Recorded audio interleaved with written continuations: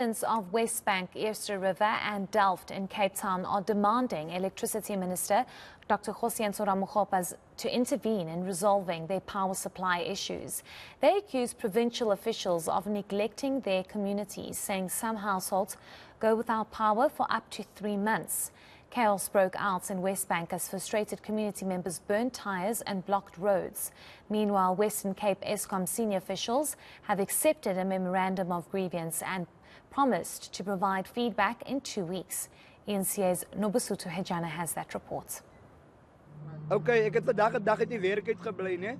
Ek het my kar petrol ingegooi.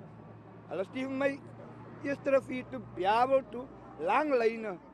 Kom ek weer terug Eerste River toe? Wat moet ek nou maak? Hulle sê vir my, jy gaan nie gejaag word sonder 'n reference number nie.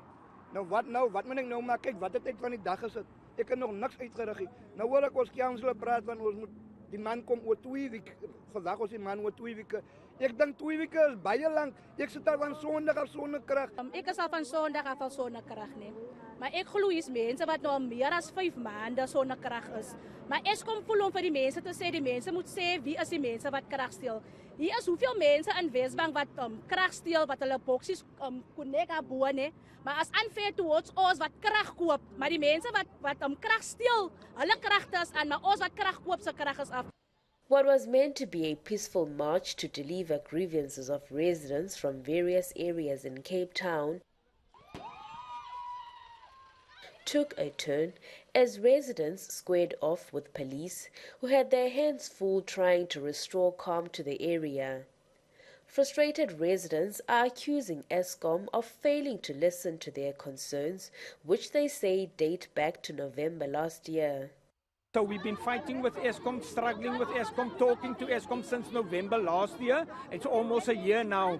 And they come only when we speak to them. They come and fix for a week and so on. Then they run away again and we don't see them. The big problem here is that the people are poor and they don't get the proper service that they're supposed to get. It takes the dignity away from them.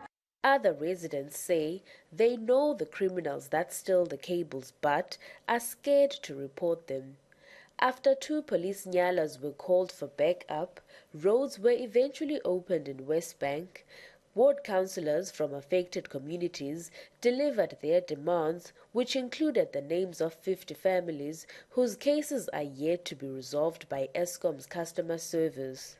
If the minister can stop the load shedding in Delft. The other issue that we are facing with the day hospital, sometimes including the SEPs, sometimes when there's a load shedding, the infrastructure is too much for them.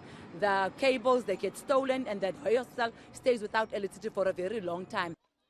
The power utilities provincial officials say they've been struggling to meet the demands due to vandalism and cable theft, and while they've committed to help the communities, they don't have the mandate to exempt areas like Delft from rolling blackouts.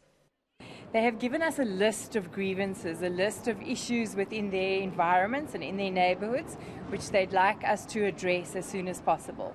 We've committed to look at the issues which they've given to us and respond to them in this regard. We've also committed in the past, because we have met with them before, to address our service delivery issues in these communities, which we are currently doing and working on improving.